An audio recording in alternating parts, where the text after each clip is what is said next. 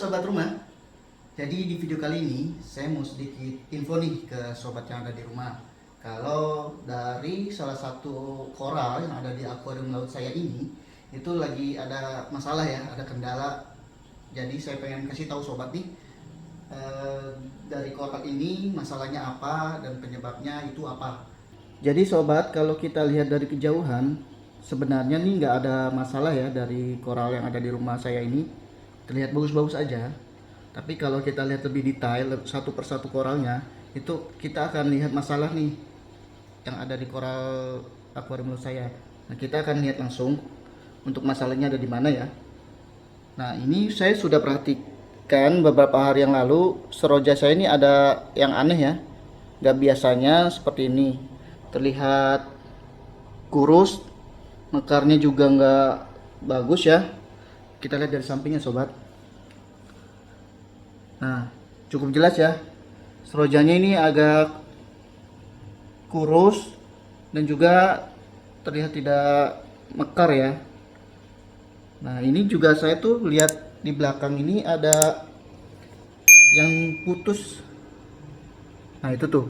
Kalau sobat bisa lihat. Nah, itu ada seroja yang putus dari yang di sana tadi itu sampai ke sini. Nah, itu saya udah lihat beberapa hari yang lalu, itu sebenarnya udah ada yang janggal ya, tidak beres. Jadi saya udah lihat ya, ada yang aneh di seroja ini beberapa hari yang lalu. Nah, saya lebih perhatiin detail dari serojanya lebih dekat. Ternyata di seroja ini ada menempel parasit ya. Waktu itu ada parasit yang menempel. Tapi saya nggak tahu jenis apa. Itu parasitnya seperti ulat-ulat ya, ulat-ulat kecil. Nanti kalau saya nemu fotonya di Google, saya taruh di video ya. Jadi kalau sobat punya masalah seperti ini, terlihat di koralnya itu ada yang tidak beres, sobat langsung tangani ya, supaya nanti koralnya itu balik lagi nih, bagus lagi. Karena kan kita memelihara makhluk hidup ya, supaya nanti dia hidup bisa lebih lama dan juga lebih sehat lagi di akuarium. Jadi masalah dari serojanya ini tadi ada parasit yang menempel di seroja. Jadi untuk serojanya mekarnya nggak bagus, jadi kurus. Firasat saya sih dari ini ya, berasal dari live rock yang dibawa dari serojanya.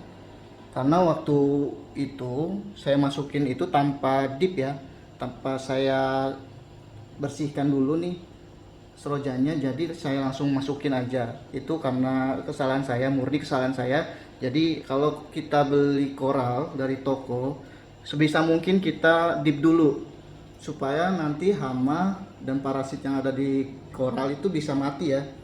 Jadi yang kita masukin ini benar-benar bersih dari hama. Jadi saya nggak mau ngulangin lagi nih kesalahan saya karena nggak dip dulu ya koral yang ada di akuarium laut saya. Jadi kebetulan saya tadi beli ya beberapa koral untuk nambahin di akuarium laut saya.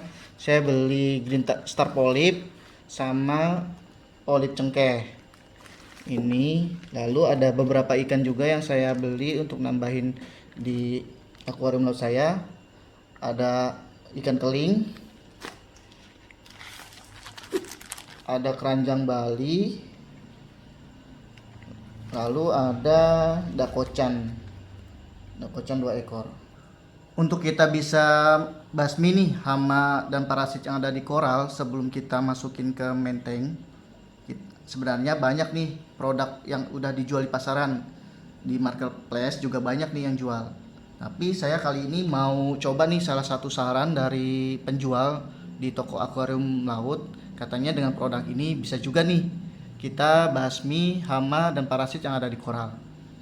Nah, ini produknya atau alatnya. Sobat udah pernah coba? Nah, ini nih obat merah. Jadi katanya obat merah ini juga bisa nih ngilangin parasit dan hama yang ada di koral sebelum masuk ke menteng. Nah, saya mau coba juga untuk kali ini. Bagi sobat yang udah pernah coba nih, gimana pengalamannya? Tulis di kolom komentar ya. Jadi saya udah siapin ember ya, wadahnya untuk kita dip koral yang tadi saya beli. Nah, ini koralnya. Kita akan buka dulu ya. Kita buka dulu. Nanti Kalau sudah dibuka, kita akan masukin larutan dari obat merahnya. Saya sudah masukin koral yang tadi kita beli ke dalam wadah ya, ke dalam ember ini.